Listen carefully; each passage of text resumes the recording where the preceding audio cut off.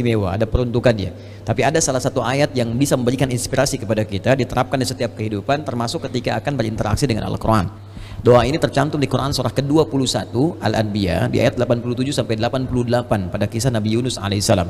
Dari 83 sampai 84 Nabi Ayub alaihissalam, Nabi Zakaria yang kemudian selanjutnya 85 86, 87 88-nya kemudian masuk kepada kisah Nabi Yunus alaihissalam. Wa dhannuni idh dhahaba mughadiba wa dhanna an lan naqdir alaihi fanada fi dhulumati an la ilaha illa anta subhanaka inni kuntu minadh dhalimin. Nah, ini dawamkan doa ini. Termasuk kalau kita ingin berusaha berinteraksi dengan kebaikan, kayak kita misalnya mau coba menghafal Quran, kayak kita mau coba membaca Quran dengan baik, atau kita coba misalnya mendapatkan kesuksesan dalam pekerjaan, atau kita mengatasi gangguan dalam kehidupan. Ini masuk semuanya. Kenapa? Karena dasar pertama, ini ada 3 bagian di doa ini yang penting kita garis bawahi. Pertama, la ilaha illa anta, ya, awas. 2, subhanak. 3, inni kuntu minadh dhalimin. Jadi kalau kita zikirkan misalnya la ilaha illa anta subhanaka inni kuntu minadh dhalimin, la ilaha illa anta subhanaka inni kuntu minadh dhalimin. Kalimat la ilaha illa anta, yakni la ilaha illallah, ini dasar semua kehidupan kita. Dahsyatnya kalimat ini. Ya, dari kalimat inilah kita tercipta. Dari kalimat inilah kita diminta untuk beribadah. Makanya beliau tadi menyitir Quran surah ke-51 Ad-Dhariyat di ayat ke-56. Wa ma khalaqatul jinna wal insa illa liya'budun. Tidaklah aku ciptakan jin dan manusia kalian kecuali untuk menyembah aku. Dan penyembahan pertama itu ditafsirkan kalimat la ilaha illallah. Quran surah Thaha ayat ke-14. Innani anallahu la ilaha illa ana fa'budni. Wa ma khalaqatul jinna wal insa illa liya'budun. Jadi tujuan kita beribadah kepada Allah Subhanahu wa taala untuk la ilaha illallah. Hadirnya kita di sini, hidup di dunia la ilaha illallah. Bahkan orang berjuang jihad fisabilillah sampai wafat karena la ilaha illallah. Bahkan orang kalimat terakhirnya dalam hidup untuk la ilaha illallah. Kalimat akhir hidupnya, man qala la ilaha illallah fi akhir hayatihi dakhala al-jannah. Kalau ada orang bisa mengucapkan la ilaha illallah akhir hidupnya, dijamin oleh Nabi sallallahu alaihi wasallam dengan lisannya masuk surga. Bayangkan, kita hidup untuk la ilaha illallah, berjuang untuk la ilaha illallah. Wafat pun bisa mengucapkan la ilaha illallah. Dijamin semua kebaikan.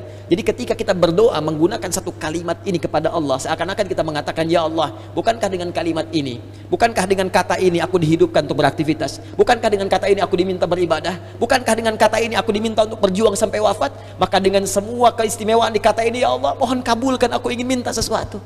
Aku sakit, mohon sembuhkan, ya Allah. Aku dikerjai orang, mohon lindungi, ya Allah. Aku punya kesulitan, mohon mudahkan, ya Allah. Subhanak. Subhanak, kata subhanak itu menafikan semua yang tidak setara dengan sifat-sifat Allah. Ya, contoh orang mengatakan Allah punya anak, makanya turun Quran surah kedua ayat 116. Wa qalu takhadzallahu walada subhana. Tepikan semua yang tidak ada hubungan dengan Allah Subhanahu wa taala. Karena itu ketika kita mengatakan subhanak, ya Allah, aku meyakini enggak ada Tuhan selain Engkau. Enggak ada sifat-sifat yang layak Engkau sandang kecuali apa yang telah Engkau tetapkan. Aku mohon ampun, ya Allah, selama ini inni kuntu minadh dhalimin. Aku salah. Aku salah, ya Allah. Aku katakan Tuhan hanya Engkau, tapi aku kadang diperbudak dunia. Aku ikut sesembahan dunia. Aku akhirkan ketika Engkau minta, Engkau panggil sholat, aku mengikuti panggilan dunia. Aku katakan subhanak, Engkau yang maha suci, Engkau yang maha esa, Engkau yang maha agung, tapi aku mengagungkan yang lain.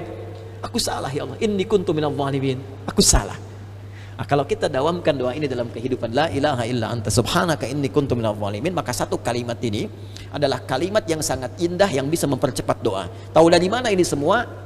Jawaban ayatnya, lihat ayat selanjutnya, fastajabna, istikhdami fa, harfu atfin rabitin baina syai'aini bila hudud. Cepat, huruf yang mengikat dua peristiwa dan berlangsung tanpa jeda. Peristiwa pertama berdoa, peristiwa kedua jawaban dari doa. Ya, wa qul wa fi hadhil ayat min ayat 83 84 qul fastajabna di ayu fastajabna pakai fa semuanya. Fastajabna, kami akan cepat jawab. Fastajabna, kami akan cepat jawab.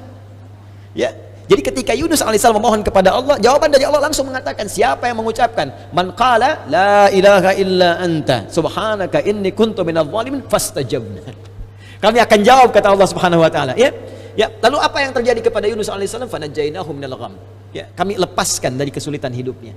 Ya, tapi kalimat yang indah bukan kami bebaskan dari perut ikan paus, kami lepaskan dari gham. Gham itu kalimat yang umum, ya, masih luas, sesuatu yang membuat kita gelap. Bukankah Anda kalau mendapatkan berita dari kantor, Anda sekarang berhenti kerja, gelap langsung. Padahal harinya siang. Bisa kepleset di jalan, gitu kan?